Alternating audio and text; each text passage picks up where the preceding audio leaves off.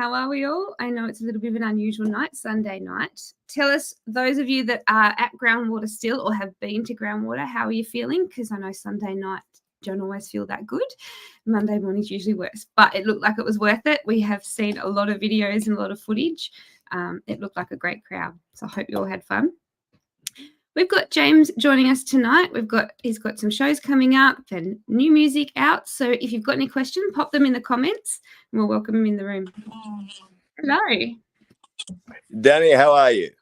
I'm good. How are you? You look warmer there than it is. Yeah, it's lovely. And you're about to tell me Tasmania's cold, eh? Well, it's been 23 or 24 today, I think. So not too bad, but probably cold for you. Yeah, no, it was a good excuse to have a shower to join you this evening. So first couple of days in shorts and nice. It's been toasty, starting to sweat a bit.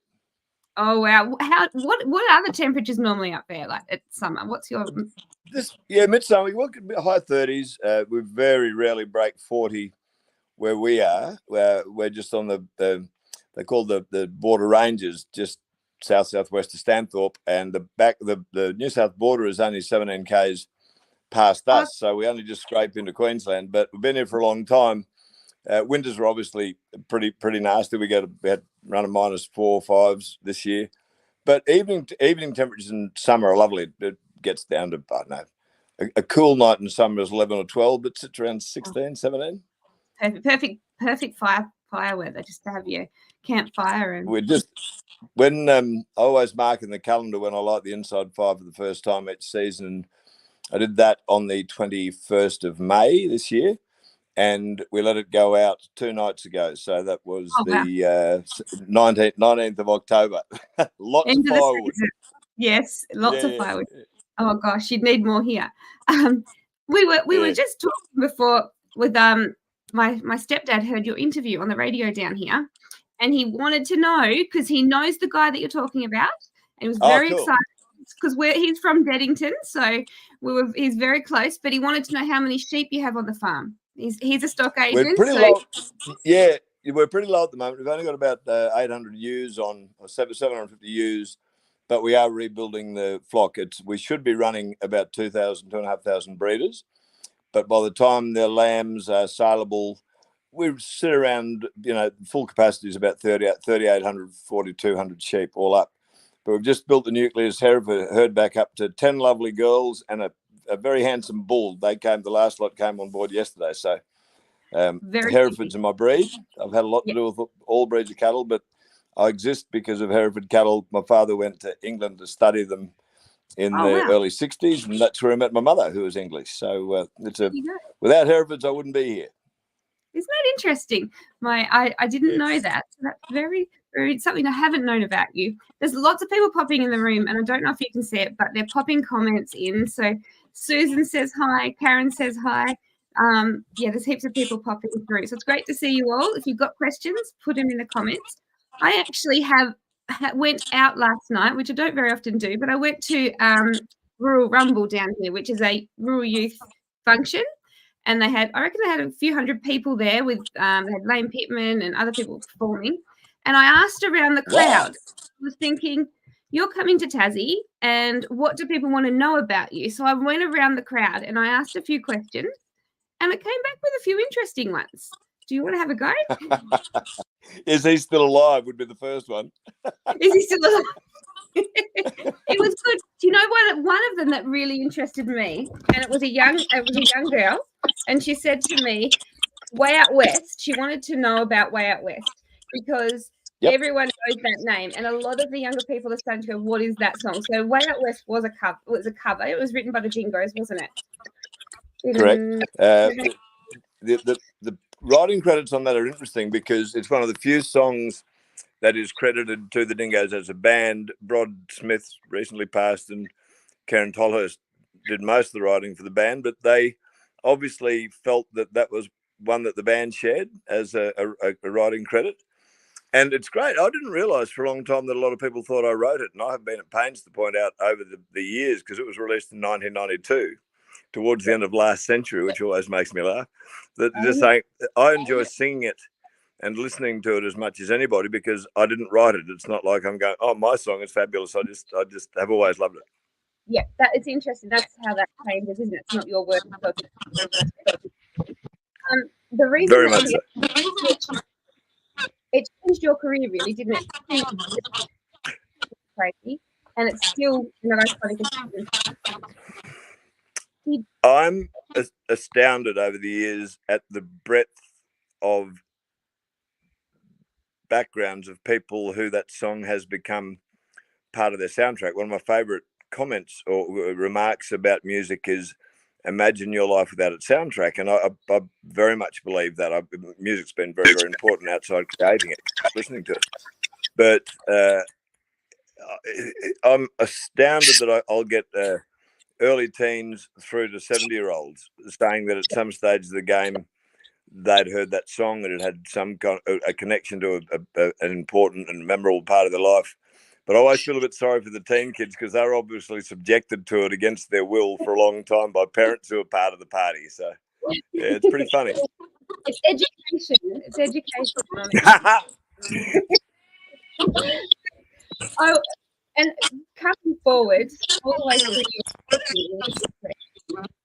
how has music changed for you in the last year and really releasing a lot of music content lately? How's it changed? Yeah, the one thing that hasn't changed is the reason I do it. I've always, long before music was the main part of my adult life, I still am astounded that I've been doing it for 37 years. Music to me was always very important because it was such a great tool of communication. Being raised on a sheep and cattle station in Queensland, it was my passport long before I started to travel as a young adult and through adulthood. It conjured up images of different parts of the planet and different ways of life. And my brother, who passed in 21, was a member of the record club, which it was a bit like a wine club or anything. They'd send you a random collection of albums, which I started to listen to a lot. Yeah, it was really cool because they would be as diverse as Lobo, who had a song called Me and You and a Dog Named Boo, to Richard Clayderman, a pianist playing a recital or a series of contemporary covers, through to Lou Reed, Transformer, Eric Clapton, Slow Hand. In amongst all that stuff, my music, I listened to a very healthy diet of Slim Dusty from an early age, but from the same early age, I was exposed to a lot of the world's music, and that had a big influence. So the soundscape that shaped my music was very, very broad, including being involved in a school choir. You can hear our lambs; they're all getting hungry now. Which so developed a great love for harmony and gospel, and living in Nashville, Tennessee, just took me right down the path of the sort of the Memphis and the soul thing. So it really hasn't changed a lot over the years, but what I've been allowed to do is introduce all the influences that have shaped my musicality for best part of 60 years. Okay, so we now have marauding lambs. Sorry about that. Just one moment. They're large and loud. Just hang on. Yeah, they're all wanting a bottle. Yeah, they are. That's right. We've only got 20 of them. There was a lot more last year, but yeah. And now one of them is playing hard to get. Sam, you got to go. They've got names. Sam's about to wind up on the barbecue if he's not careful. That's what you're getting for dinner down here. Sorry, Danni. I am sorry. That's all you're getting some of them for here. So last year when I spoke to you, you guys were telling me the rains had become heavily, and your river was that photos of? Just go again, Danni. For some reason, I missed that question. Let me see if I can get a bit close to where our dismal signal kicked in. That's all right. Last year when I spoke to you, we were talking about the farm and how things had, changed, but the rains came and you had a river that was on your farm that was flowing well. Is that still going, or are you experiencing rain again? No, we a lot of people are unaware that for a lot of southeastern Queensland, a lot of Queensland, 2023 right up until October was a very dry year. And having just had that desperate drought for 2018, 2019, a lot of us were concerned that we were going to go back into another drought cycle. Yeah. But once it started raining in November 23, it literally didn't stop and we needed to dry out. We had a wet, coldish winter. I've got friends not far from you who know what these winters are like up here, and a cold, wet winter's tough on everything. It knocks the livestock around, the pasture loses its value. So everything's running. 2018, 2019, it looked like nothing could ever grow again. I'm always astounded, and I think people who work the land will relate. When you see the land and the country so decimated, just there's literally dirt, part of you goes, I can't imagine how this will ever regenerate. And yet, 5 years down the track, the place looks amazing. Completely different. Isn't it incredible? There's the nerves of that too. When you've got stock and everything as well on top of that. It's I realised approaching my 60th birthday that I've dedicated my adult life to the two most fickle endeavours known to mankind: music and farming. I must be on my last lap of reincarnation. Surely I'll come back as a grasshopper next time. You've not made life easy for yourself at all. You're heading to Tassie. You're heading to Mathina. Have you been to Mathina before? I haven't. And you were speaking about a man I'm working with and have become very dear friends with from Beddington. And I'm really looking forward to getting back into his childhood country, because having got to know him very well, there's a lot of that country that is now much more relevant than just driving through. Little known secret, Tassie's been one of my favourite destinations on the planet since 1987. I first toured there as a support act for the Deltones and fell in love with the place then. And back then it was a pretty well kept secret. The locals knew, you all knew what you had, but the mainlanders would sometimes think about going there for a holiday. And I'm very happy for you, but slightly sad on the other hand to see how your tourism industry has blossomed, because it is I've yet to meet a part of Tasmania that I don't like. We had a very colourful night in Zeehan on the west coast years ago that made me think I better go back and have a look at that in the broad light of day and see see what it's like. But it's a beautiful, beautiful state, and I'm thoroughly looking forward to coming to Mathina. Well, we've got lots to show you, and my mum and they've got 3 farms. We'll be able to show you around there pretty well. Yeah, I'm also looking forward to meeting the Black Hills duo, because I've mentioned to a couple of people, and they must have quite a large following, because people there's been a very very strong recognition to that, mate. Isn't that great? Well, I think they're going to song or two with you when you're down. Do a song or two. I don't know if you didn't talk to you, but you've got the single that we are filming for. Doing out in January is for 1 year. So they'll be able to enjoy that as well. Yeah, too right. No, I love seeing local acts, and it's another thing about Tasmania. There's been a lot of really good music come from there. I met the Wolf Brothers in a Telstra in-store in just out of Hobart, Kingston. No, Kingston's up north. No, just out of Hobart when they were teenagers, and I've just loved watching their career flourish. Yeah, and we've got some great music coming from down here. Lots of it. But yeah, it's great to see you coming with them. If you haven't been to dinner, we'll have to show you around. It's another one of those hidden secrets. My favourite kind. And I have a long history. A man who was pretty much my surrogate father was a wonderful timberman. Everything from felling timber to using an adze and all the old school tools. And I understand that area has some beautiful timber in it.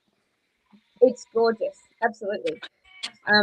I have a friend that is woodworking business, and he was shocked. Sometimes we burn for fire.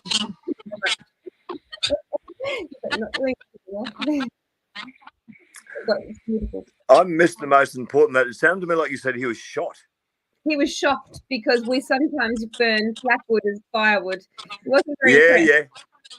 That's a whole heap better than being shot, and I totally understand what he's saying. We're ironbark country up here, but we have a lot of it, and it's a tree that needs to be harvested. Past a certain age, it starts to deteriorate, and you see people come up and we're burning good seasoned ironbark, and they go, "What the hell are you doing?" So there's plenty of it. Get a bit nonchalant. Yeah, exactly. In the comments, Karen said you'll have to catch up with Mike others down here. Mike does live down here, and do you know where I don't. And look, as is always the case, and you've seen enough of this already in your career, the worst part of this job is you get to see a little bit of a lot of things and really not a lot of time to look at it properly. But again, this is a part of Tasmania I haven't been to, and I've got some very good friends down there involved in the hemp industry, people involved in fine wool production, and I always try and spend a period of time down there each year. So I reckon this will be a recce this time, and I'll come back undercover and dig right in. Absolutely. We can't wait to have you down here.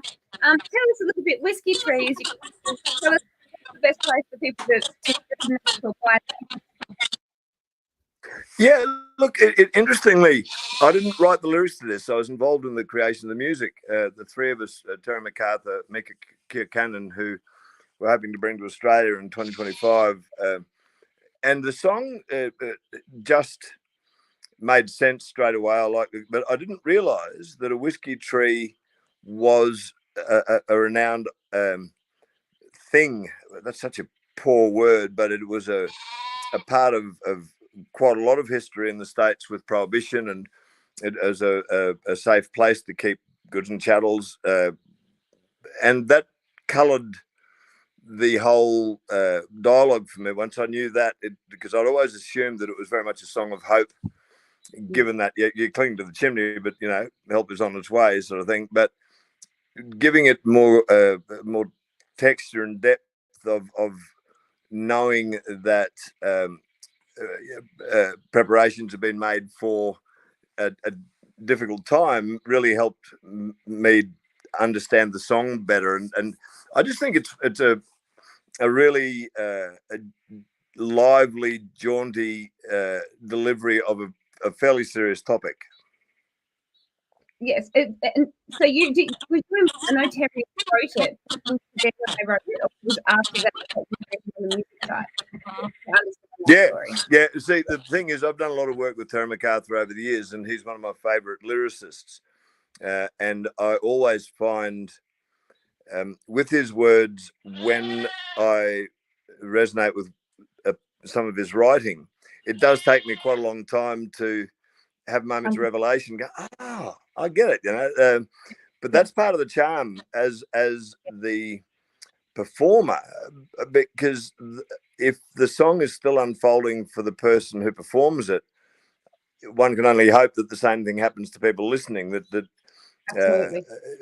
you hear it for the first time and you go, "Yep, I like it." But as the song grows and fills the place in your playlist, you start to hear things in it that you don't get on the first few listens, and I think that makes for a very strong song. It does, absolutely. And I think for me also, I like to unpack it musically, but I like to unpack it lyrically after I've heard it. I like to hear it and read lyrics to even Very much so. I say to a lot of the younger artists that I work with, never be put off, particularly with an artist whose work if they deliver a new body of work and you go, wow, I actually don't like that, you'll quite often find that becomes nearly their standout piece of work in your life of their catalogue, because they're doing what an artist should do, which is evolve and hopefully engage people to come along on that discovery. There's so many buzzwords I hate. Rather than journeying, I'd say voyage. I'm thinking of Springsteen, who I'm an ardent fan of, and after Born in the USA, obviously, then Tunnel of Love, Human Touch and Lucky Town came out as double albums, and as two albums sold very close together. And I thought, man, they on those albums are some of my favourite Springsteen songs, but it took a long time to get in there, So a song that's slow burn, I think, is of great value to a listener. Especially now, because I think songs have a very quick shelf life almost now. So a song that is a slow growing song, it's really special now. You're talking to an old guy, and I played my 13-year-old son. I made him sit through Dylan's "Tangled Up in Blue" last month. By the time we got to verse 16, he's going, "Is he still going?" I said, "Absolutely, mate." But then again, your generation's attention span has been identified to being under a minute. Yes, so it's in a way, it's frightening stuff. And that's it'll be interesting to see in another 10 years how that's as it changes. Yeah. And look, in the position you occupy, where you see probably more music than most, there's a definite trend that I've noticed, really started to notice 3 or 4 years ago, but developing very strongly now, is a lot of people are going back through their parents' music catalogues, particularly because all of it's available so readily, and they're discovering songs. My oldest son, Briar, who I know you've met, we were in the car one day and he said, "Have you ever heard of Richard Clapton? He's really good." And I said, "Yeah, I certainly have. Richard Clapton is very good. That's why he sold so many records." But the fact that he'd discovered that artist's music himself as back then a 23-year-old, I just thought it was a really cool thing, because it means that listeners are digging deeper because they've got access to so much music. Absolutely. And that is the one thing. I was lucky as a child. I had my mum and dad who educated me on music, and I got to listen to all of you guys. I got to listen to back in 1993, I think it was, when you toured down here. And I was lucky enough to grow up with that. But now that's why we did Country Kickback, to get that out to people, because you don't have it now. And that's with technology, you can have access to a lot more. I'm going to get off one soapbox and straight on to another. I think that radio's position in music has been massively compromised, and trying to make music a product like a box of cornflakes or toothpaste, it will never work. That's not the nature of it. And the imperative part of the music industry is radio stations that are prepared to say, I just heard this the other day, I love it, and I want to share it with you. Yes. As opposed to being told what to make in order not to offend their listeners. And I first came across that in the late 90s, mid 90s in America, where the comment was made, "You don't want to give people an excuse to change channels." And I said, I guess that's where we differ, because I think that you should give people the desire to lean forward and turn what they're listening to up. And that won't come from pedestrian music. That always comes from that thing that you can never quite define. No, that's exactly right. And I think, I think we are getting better at the fact of artists are recording now what they want to record more than what they should record or than what they're being told to record. I think upcoming artists are now writing songs not thinking about the genre. That's wonderful. Use new music to my ears, pardon the pun. That's a very bad metaphor. Made me think of something. I've worked with a lot of young, strong artists. What I was just thinking, I was just reading in today's Queensland newspaper, the Courier Mail, the Sunday Mail, even the Kid Leroy was saying, if anybody comes to you in the music industry and tells you, if you do exactly what they say, you'll be a star, run a mile. He said, and this is a guy who's enjoying global success at the moment. He said, nobody has those answers. No. It starts with an intriguing song, and then that. It always made me laugh that record companies were always in search of the next Beatles, but that was never going to happen. That's not how that music happens. It turns up and then it resonates with a huge number of people, and that's how those careers become part of history. Absolutely, 100%. I've just got what is it? I don't listen to the radio anymore. There's so much talking and less music. That's interesting. Yep. And Yeah. instead of playlist. Yep. And that Well, is finding that balance. Interesting. Again, from year dot of listening to anything over the airwaves, the only thing we had available where I live is ABC national radio, and I was born in 1964. So by the time we got to the 73, the Vietnam War was drawn to a close. Music was a hugely essential part of that period of time, but there was a lot of talk on it. So for a long time, and still to this day, music and social events occupy a very similar space personally. And I believe very strongly that good talkback radio that has the ability to imbue that dialogue with appropriate music is actually a very strong format. And I know exactly what your listener's saying, that sometimes just going, just shut up, that's enough of everybody's opinions.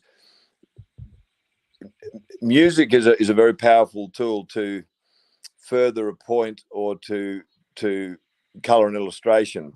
So that's very interesting. That's a very interesting comment. It is, absolutely. And I agree very much on that, actually. Music can do a lot of things. I know that we've been talking for a while, but before we move on, Aussie Legends Hemp, tell us a little bit about that. Because I started seeing that in places down here. Is there a place on it? Look, it's music based, and this is one of the very important and my favourite part of the whole story here. I had been an advocate of hemp as a plant for 20, 30 years. I had a growing awareness of its applications. Initially, I was a believer in paper and fabric, and then I met a guy called Pete Saunderson, and he is the business operations manager of a company called Aussie Legends Hemp. We got along very well. We're pretty grumpy old men, the pair of us, and great enthusiasts, but don't have a very big idiot tolerance. And Pete's, he just makes me laugh.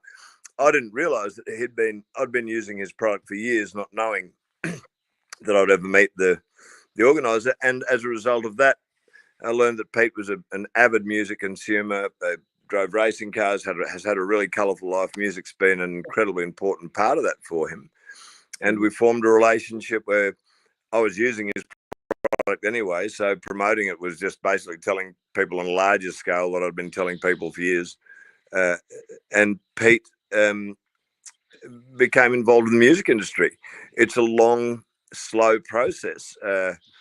I look forward to there's some very interesting things, both with Alan Davey from Beddington and in the release of the album forthcoming, which has been again a slow burn. I mean, I know you're aware that it was recorded in 2022, and the bulk of the album won't be released until 2025. We've got an EP release prior to Christmas because that's here.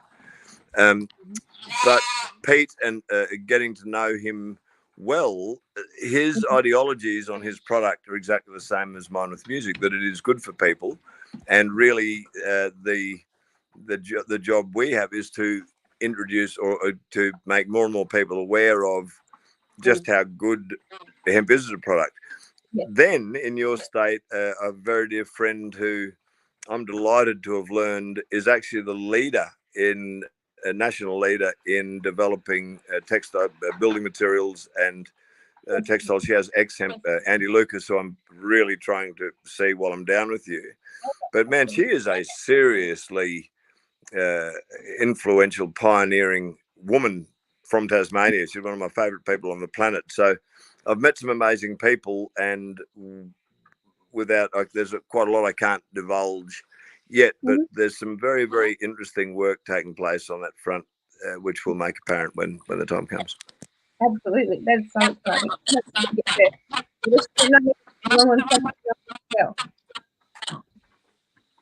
It's bloody internet. I'm going to throw the phone. Well, if I throw the phone, then I won't say. What was the last thing you said? I said, well, hopefully she can also come to your show on Saturday night. That'd be great. Yeah, she is one of the hardest working people I've ever met in my life, and I know that she'll be doing something incredibly interesting, but she will have no spare time. But I'll see if I can get her to take half a day off. That'd be great. Now, I know that we said half an hour. I just wanted to touch back on, though, you're coming to Tassie, like we said before, this weekend, coming weekend, Saturday night at the dinner.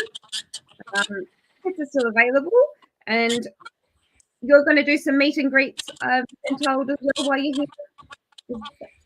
Absolutely.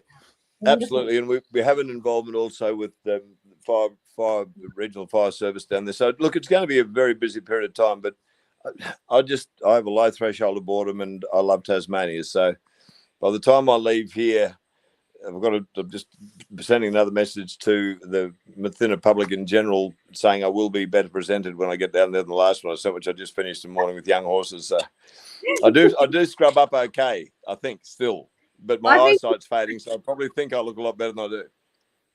No, you look great. I don't think you look bad at all. It looks nice out there. We've got lots to do while we're down here. We're going to do some recordings for a film we're going to release next year. So if you want to come along to the show, get your tickets. They're still available. And come along, because if you want to be in a film clip, you're going to get the opportunity while you're here on Saturday. So that's really cool. I'm glad you remembered to say that. That's the sort of thing I should remember, and I never do. I've got lots of notes, sticky notes. I've even got some that tell me to smile. Don't forget to smile. Thank you for taking the time with us. We're going to have a very busy weekend. There's been a few song requests, but the first song request is Kimberly Moon. Oh, wow. I'm pleased to hear that one. There's a couple that have really stood the test of time in the catalogue, so I'm glad that one's been requested. Definitely. No, there's been quite a few, but it was interesting last night doing the rounds. I think the album that people most remembered was This Road. I think it's because you toured down here. I think it's because you toured it quite down here, and a lot of people didn't go to that. So it was interesting when I asked those questions. It definitely it is the one that has yielded the most consistent requested songs, and one of the songs on that album that I'm delighted gets requested a lot is I Don't Fight Anymore, because I think, you know, it's when people do listen to it repeatedly, there's a lot of real life in there, and yes, it's illustrated. Christopherson passing was my absolute guru. He toured down here with him. Yeah, sure did. I knew. Incredible, an amazing experience. But I've known for last year he'd be the next great to go. But songs like I Don't Fight Anymore are very much influenced by Chris, because he had this amazing ability to tell a story that stood repeated listening. And I only just listened the other night to Anybody Knows His Catalogue, The Pilgrim, and it is a brilliant song. You know, it's but that is now nearly a 50-year-old song, but it was brilliant when he wrote it, and it's stood the test of time. It has, and it's interesting. All these years, we still go back to our favourites, don't we? Yep. Yeah, it's beautiful. Well, thank you again for your time tonight. I really appreciate it. We'll see you on Saturday. Guys, we've got throughout the video, we've got the QR code. There's actually a competition up. If you want to get your tickets to James's show or to the one on the 23rd of November with Josh Setterfield and Lynn Brew, they've got a giveaway pack. Okay, so if you jump on before Thursday and get your ticket, you'll go into the draw to win that pack. And it's got lots of things in it. So have a look. It's got Josh Setterfield, Adam Brand, James Meyer, Catherine Britt, Brad Cox, the Viper Creek Band, Mickey Pye, Andrew Swift, all merch from all of them in it. So jump on and you'll go into the draw. All right. Thank Excellent. you. I might end up. You might. We're going to get some of yours in there. We're hoping you're going to bring some down. I will. No, really looking forward to seeing everybody down there, Danny, and yourself. Wonderful. Thank you so much, guys. We will be back Wednesday night. We've got a show Wednesday, and then we're going to have the weekend off of shows, but we'll be back this Wednesday. All right. Thank you, everybody. Thanks, James. Absolute pleasure. I'm on standby until you tell me to go. Perfect. Just what will be 50 seconds.